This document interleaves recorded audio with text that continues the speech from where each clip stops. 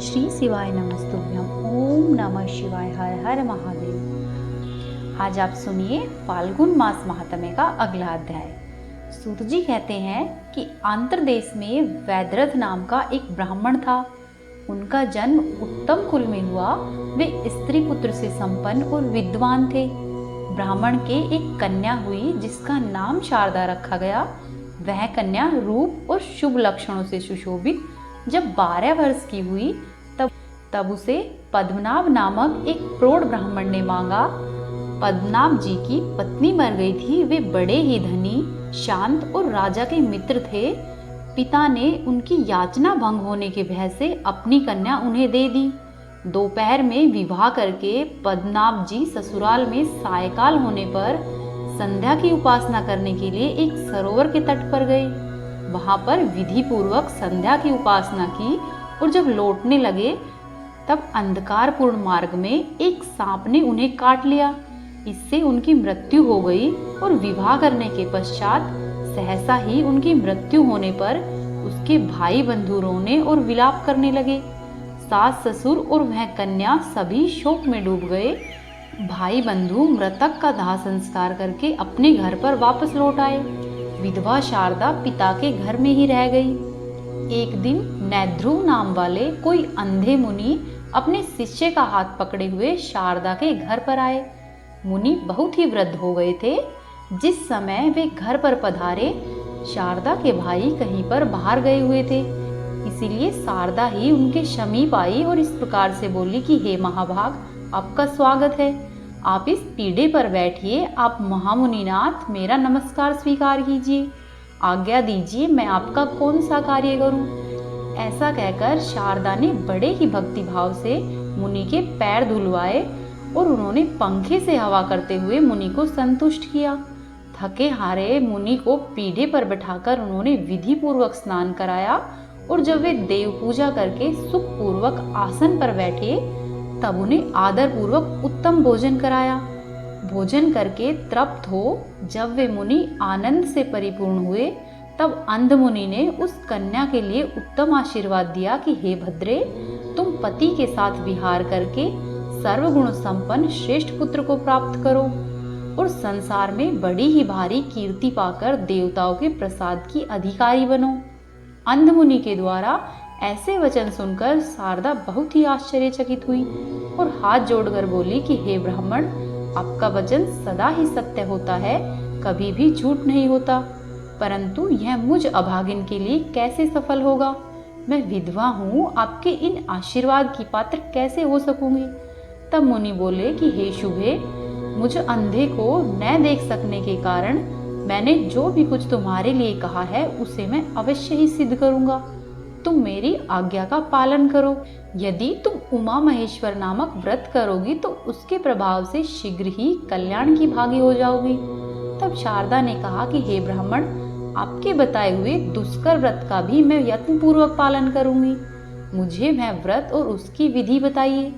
तब मुनि बोले कि हे कन्या, चैत्र अथवा मार्गशीर्ष मास के शुक्ल पक्ष में शुभ दिन आने पर इस व्रत को प्रारंभ करना चाहिए। अष्टमी, चतुर्दशी, अमावस्या अथवा पूर्णिमा को विधि पूर्वक संकल्प करके प्रातः ही स्नान करके देवताओं और पितरों का तर्पण करके अपने घर पर आकर एक सुंदर मंडप बनावे। मंडप को अलंकृत करे, उसे फल, फूल, पल्लव और बंदरवारों आदि से सजावे। बीच में 5 प्रकार के रंगों से कमल का चिन्ह बनावे। उसके मध्य भाग में धान्य आदि चावलों को ढेरी बनावे और उसके ऊपर कलश रखे और फिर रंगा हुआ कपड़ा उस कलश के ऊपर रखे और फिर उस वस्त्र के ऊपर सोने की 2 प्रतिमाएं जो कि शिव जी और पार्वती जी की हो उनको स्थापित करें। तत्पश्चात भक्ति भाव से अपनी शक्ति के अनुसार विस्तार पूर्वक उनकी पूजा करें। पंचामृत से स्नान कराए, फिर एकादश रुद्र मंत्र का जाप करे और फिर 108 बार ओम नमः शिवाय इस पंचाक्षर मंत्र से अभिमंत्रित करे। फिर सिंहासन पर उन प्रतिमाओं को पधारकर उनकी पूजा करे। बुद्धिमान पुरुष स्वयं धुले हुए श्वेत वस्त्र धारण करके शुद्ध आसन पर बैठे, पीठ को अभिमंत्रित करके प्राणायाम करे भगवान शिव जी के आगे हाथ जोड़कर ऐसे संकल्प करे कि हे प्रभु, मेरे सैकड़ों जन्मों का जो भयंकर पाप संचित हो रखा है उन सब का विनाश करने के लिए मैं आपकी पूजा प्रारंभ करता हूँ। सौभाग्य, विजय, आरोग्य, धर्म और ऐश्वर्य आदि की वृद्धि तथा स्वर्ग और मोक्ष की सिद्धि के लिए मैं आपकी पूजा करूँगा। इस प्रकार संकल्प बोलकर मनुष्य शिवजी और पार्वती का ध्यान करे। अपने हृदय कमल की कर्णिका में जागृत करके माता पिता शिवजी पार्वती का ध्यान करके सभी मंत्रों का जाप करे। जाप के बाद पूजा प्रारंभ करे और पूजा पूर्ण करके ब्राह्मणों को भोजन करावे और अपनी शक्ति के अनुसार उन्हें दान दक्षिणा दे। ऐसा करने से मनुष्य की 21 पीढ़ियों का उद्धार हो जाता है और मनुष्य मनवांछित उपभोगों का भोग करता है। इंद्र आदि लोकपालों के दिव्य लोकों में वह प्राप्त होता है और अंत में भगवान शिव जी के लोक में जाता है। हे शुभे, मेरे बताए हुए इस महाव्रत का तुम भी श्रद्धा पूर्वक अनुष्ठान करो। इसे अत्यंत ही दुर्लभ मनोरथ को तुम प्राप्त कर सकोगी। मुनि नैद्रु के इस प्रकार आदेश देने पर शारदा ने विस्तार पूर्वक उनके वचनों को ग्रहण किया। उसके बाद शारदा के माता पिता और भाई बाहर से घर में आ गए। उन्होंने देखा कि मुनि भोजन करके सुखपूर्वक बैठे हुए हैं। सबने सहसा ही आकर उन महात्मा के चरणों में प्रणाम किया और स्वयं भी उनका पूजन किया। साध्वी शारदा ने उस श्रेष्ठ मुनि का पूजन किया है और मुनि ने उसे अनुग्रह पूर्ण व्रत का उपदेश दिया है। यह सब सुनकर उसके भाई बंधुओं को बड़ा ही हर्ष हुआ। वे सब हाथ जोड़कर बोले कि हे मुने, आज आपके आगमन से हम सब लोग धन्य हो गए। हमारे समस्त कुल पवित्र हो गए हैं और यह घर भी सार्थक हो गया है। आप हमारे घर के पास ही निवास कीजिए और जो यह घर का मठ है, यह स्नान पूजा के लिए बहुत ही उपयोगी है, इसीलिए कृपया करके आप यहीं पर रहिए। इस प्रकार प्रार्थना करने पर उन मुनि श्रेष्ठ ने बहुत अच्छा कहकर ब्राह्मण के उत्तम मठ में वहीं पर निवास किया। इस प्रकार मुनि के समीप नियम में मन लगाकर उस महाव्रत का पालन करती हुई शारदा को 1 वर्ष पूरा हो गया। 1 वर्ष व्यतीत होने पर उसने पिता के घर में ही ब्राह्मण भोज भली भांति करवाया, व्रत का उद्यापन किया और उन ब्राह्मणों को यथायोग्य दक्षिणा देकर प्रेम पूर्वक विदा किया। माता पिता ने उसके इस कार्य की बड़ी ही प्रशंसा की। शारदा ने उस दिन भी उपवास करके नियम पूर्वक पालन किया। उसके बाद प्रदोष काल आने पर उसने भगवान शंकर जी का पूजन किया और घर के पास वाले मठ में भगवान शिव जी का ध्यान करती हुई साध्वी शारदा रात भर भगवान शिव जी के समीप जागती रही। शारदा की भक्ति और मुनि की तपस्या एवं समाधि से संतुष्ट होकर जगत माता पार्वती जी उनके सामने प्रकट हुई। उनके प्रकट होते ही अंधे मुनि को 2 नेत्र प्राप्त हो गए। अपने सम्मुख प्रकट हुई जगत माता पार्वती का दर्शन करके वे मुनि और वह ब्राह्मण कन्या दोनों ही उनके चरणों में गिर पड़े। तब उन दोनों को उठाकर पार्वती देवी ने बड़े ही प्रेम से कहा कि हे मुनि श्रेष्ठ, मैं तुम्हारे ऊपर प्रसन्न हूँ। पाप रहित पुत्री शारदा, मैं तुम्हारे ऊपर भी अत्यंत प्रसन्न हूँ। बोलो, तुम्हारी रुचि के अनुसार कौन सा देव दुर्लभ वर प्रदान करूं? तब मुनि बोले कि हे देवी, यह शारदा नाम की कन्या विधवा हो गई है और मेरे अंधे होने के कारण मैंने इस बात को नहीं जानते हुए अनजाने में ही इसे यह आशीर्वाद दे दिया कि तुम अपने पति के साथ चिरकाल तक विहार करके उत्तम पुत्र को प्राप्त करो। हे जगदम्बा, अब आप मेरे इस वचन को सत्य करें। मैं केवल इतना ही चाहता हूँ। हे जगदम्बा, आपको मेरा नमस्कार है। तब पार्वती जी ने कहा कि हे ब्राह्मण, यह शारदा पूर्व जन्म में एक द्रविड़ ब्राह्मण की द्वितीय पत्नी थी। उस समय इसका नाम भामिनी था। भामिनी अपने पति की बड़ी ही प्यारी थी। अपने रूप माधुरी से परम मनोहर दिखाई देने वाली भामिनी ने रूप वशीकरण आदि छलपूर्वक उपायों से पति को अपने वश में कर लिया। वह मोहग्रस्त ब्राह्मण अपनी छोटी पत्नी में ही आसक्त होने के कारण अपनी ज्येष्ठ एवं पतिव्रता पत्नी के पास कभी भी नहीं गया। पति समागम से वंचित होने के कारण वह स्त्री पुत्रहीन रह गई। वह मन ही मन सदा ही संतान संतप्त रहती और उसी दशा में समय के अनुसार उसकी मृत्यु हो गई। भामिनी के घर के पास ही एक तरुण ब्राह्मण रहता था। वह इस सुंदरी को देखकर मोहित हो गया और एक दिन उसने काम से आतुर होकर इसका हाथ पकड़ लिया। उस समय इसने क्रोध से लाल आंखें करके उसे दूर भगा दिया। वह दिन रात इसी का चिंतन करते करते मृत्यु को प्राप्त हुआ। इसने स्वामी को मोहित करके जो उन्हें ज्येष्ठ पत्नी से विमुख किया था, उसी के पाप से यह इस जन्म में विधवा हुई है। जो स्त्रियां संसार में पति पत्नी में वियोग कराती है, उन्हें 21 जन्मों तक बाल्यावस्था में ही विधवा हो जाना पड़ता है। और वह काम मोहित ब्राह्मण जो कि पराई स्त्री के विरह से पीड़ित होकर मृत्यु को प्राप्त हुआ था, उसने भी यही पाप किया था। इसीलिए इस जन्म में वह इसका पाणी ग्रहण मात्र करके मृत्यु को प्राप्त हुआ। पूर्व जन्म में जो इसका पति था, वह इस जन्म में पांड्य देश में एक श्रेष्ठ ब्राह्मण के रूप में उत्पन्न हुआ है। उसके पास धन, संपत्ति, स्त्री तथा सुख भोग की सामग्री सब कुछ है। यह शारदा अपने उस पति के साथ प्रत्यक्ष रात्रि में स्वप्न की अवस्था में समागम करके जागरण काल की अपेक्षा भी श्रेष्ठ रतिमुख का अनुभव करेगी। स्वप्नावस्था में पति समागम से यह कुछ ही समय में वेद वेदांगों के पारंगत विद्वान पुत्र को प्राप्त कर लेगी। वे ब्राह्मण देवता भी स्वप्न में ही अपने साथ चिर समागम से इसके गर्भ से उत्पन्न हुए पुत्र को सदैव ही देखा करेंगे। हे महामुने, पूर्व जन्म में इसने मेरी आराधना की है और इसी के कारण मैं यहाँ पर इसे आशीर्वाद देने के लिए प्रकट हुई हूँ। उसके बाद महादेवी पार्वती ने शारदा से आदरपूर्वक कहा कि बेटी, तुम मेरी उत्तम बात सुनो। जब कभी भी किसी देश में अपने सपने में देखे हुए पति के दर्शन करो, तब समझ जाना कि यही मेरा पुराना पति है।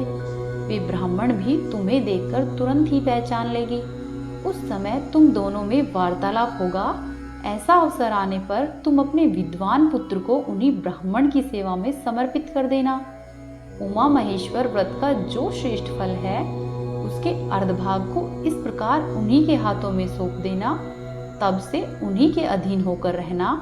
तुम दोनों का स्वप्न मिलन के सिवा कभी भी शारीरिक संग नहीं होना चाहिए।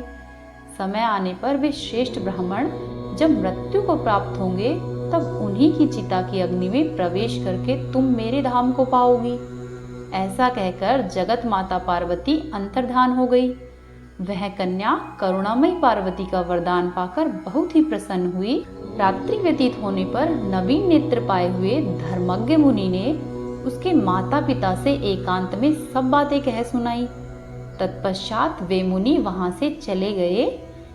इस प्रकार कुछ दिन बीतने पर शारदा ने स्वप्न में पति का समागम प्राप्त किया। पार्वती देवी के वरदान से उसके गर्भ रह गया। उस विधवा को गर्भवती हुई सुनकर सब लोग व्याभिचारिणी कहकर उसे धिक्कारने लगे। उसके मरे हुए पति की जाति के भाइयों ने जब यह बात सुनी, तब वे सब लोग शारदा के पिता के घर पर आए। गांव के बड़े बूढ़े पंडित भी आए। सबने कुल के वृद्ध पुरुषों के साथ बैठकर गोष्ठी की।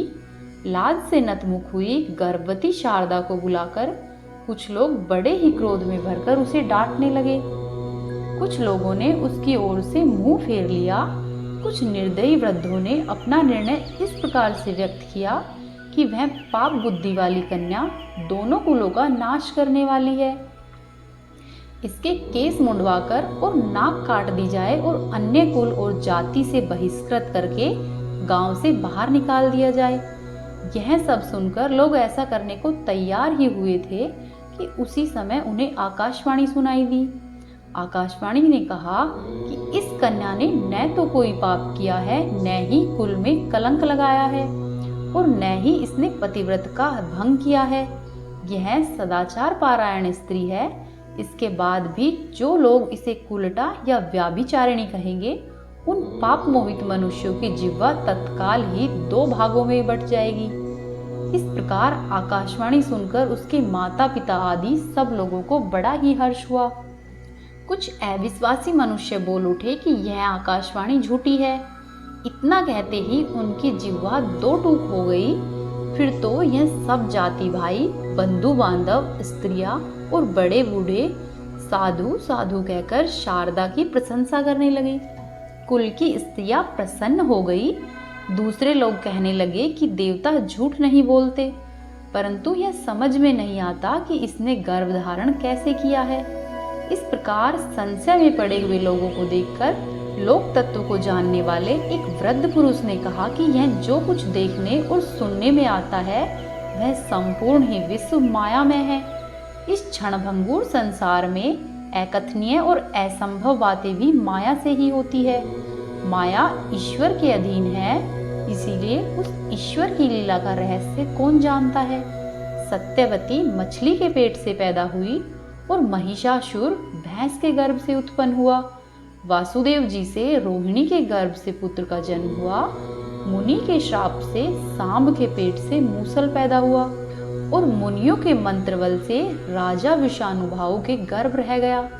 इस प्रकार यह कल्याणमयी सती शारदा भी अपने महान व्रत के प्रभाव से गर्भवती हुई है। यह बात निश्चय पूर्वक कही जा सकती है। इस विषयों में स्त्रियां ही इससे एकांत में ले जाकर सब बातें पूछे। इस निश्चय के अनुसार स्त्रियों ने उसे एकांत में ले जाकर इस विषय में पूछा। शारदा ने उन स्त्रियों से अपना अत्यंत ही अद्भुत वृतांत पूर्ण रूप से कह सुनाया। यथार्थ बात का पता लगने पर सब लोग उस सती का आदर करके प्रसन्नचित हुए और अपने अपने घर को चले गए। उसके बाद शुभ समय आने पर शुद्ध अंतःकरण वाली शारदा ने बाल सूर्य के समान तेजस्वी बालक को जन्म दिया। वह कुमार बाल्यावस्था में ही बहुत अधिक विद्या को प्राप्त करके परम बुद्धिमान हो गया। तत्पश्चात गुरु ने समय पर ही उसका उपनयन संस्कार किया। वह लोक मनोहर बालक लोक में शारदे नाम से विख्यात हुआ। उसने 8वें वर्ष की आयु में ही ऋग्वेद, 9वें वर्ष में यजुर्वेद और 10वें वर्ष में सामवेद को लीलापूर्वक पढ़ डाला। उसके बाद त्रिलोक पूजित शिवजी का पर्व आने पर सभी देश के लोग गोकर्ण तीर्थ में जाने लगे। सती शारदा भी अपने पुत्र के साथ गोकर्ण तीर्थ में गई। वहां पर उसने अपने पूर्व जन्म के पति को, जिसका स्वप्न में ही सदा ही दर्शन किया था, उसको आया हुआ देखा। वे ब्राह्मण बंधुओं से घिरे हुए थे। उन्हें देखकर शारदा प्रेम मग्न हो गई और उन्हीं की ओर दृष्टि लगाए खड़ी रही। ब्राह्मण भी रूप और लक्षणों से पहचानी हुई तथा स्वप्न में सदा ही भोगी जाने वाले उस स्त्री को और स्वप्न में ही अपने से उत्पन्न हुए पुत्र को देखकर बड़ा ही आश्चर्यचकित हुआ और उनके समीप आया और इस प्रकार से बोला कि हे कल्याणी, तुम कौन हो, किसकी स्त्री हो और तुम्हारा देश कौन सा है, किसकी पुत्री हो। उनके इस प्रकार पूछे जाने पर उस स्त्री ने बाल्यावस्था में ही विधवा होने का सब वृतांत सुनाया। तब ब्राह्मण ने पुनः प्रश्न किया कि हे देवी, यह किसका पुत्र है? चंद्रमा के समान सुंदर इस बालक को तुमने कैसे गर्भ में धारण किया है? तब शारदा बोली कि हे स्वामी, यह सब विद्याओं में विद्यारथ मेरा ही पुत्र है। मेरे ही नाम पर लोग इसे शारदे कहते हैं। उसकी बात सुनकर श्रेष्ठ ब्राह्मण हंसकर बोला कि हे देवी, तुम्हारा पति तो विवाह के समय ही मर गया था, फिर इस पुत्र का जन्म कैसे हुआ, इसका कारण बताओ। तब शारदा बोली कि हे महामते, परिहास से कोई लाभ नहीं है। आप मुझे जानते हैं और मैं आपको जानती हूँ। इस विषय में हम दोनों के मन ही प्रमाण हैं। ऐसा कहकर उसने देवी के दिए हुए वरदान आदि की बातें बताई और अपने व्रत के आधे भाग व्रतधारी कुमार शारदे उन्हें सौंप दिया। वे ब्राह्मण देवता बहुत ही प्रसन्न हुए। उन्होंने कुमार को हृदय से लगा लिया और शारदा की माता पिता की आज्ञा लेकर शारदा तथा उसके बालक को अपने घर पर ले आया। ब्राह्मण के घर में शारदा ने कई मास व्यतीत किए। जब उनकी मृत्यु हो गई तब शारदा उन्हीं के साथ चिता की अग्नि में प्रवेश कर गई और उनका अनुसरण किया। फिर वे दोनों दिव्य दंपत्ति होकर दिव्य विमान पर बैठे और भगवान शिव जी के लोक में चले गए। इस प्रकार यह पवित्र उपाख्यान जो आपको सुनाया गया है वह पढ़ने और सुनने वाले लोगों को मोक्ष प्रदान करने वाला है। प्रतिदिन भगवान की उत्तम कथा के सुनने से मनुष्य परम गति को पाता है। पुण्य क्षेत्र में निवास करने से मनुष्य का चित्त शुद्ध होता है। वे लोग बड़े ही भाग्यशाली है और उनका जीवन सफल है जो सदा ही भगवान शिव जी के उत्तम कथामृत की रस का सेवन करते हैं। इस जीव जगत में वस्तुतः उन्हीं का जन्म सफल है जिनका मन भगवान शिव जी के चरणों में रहता है।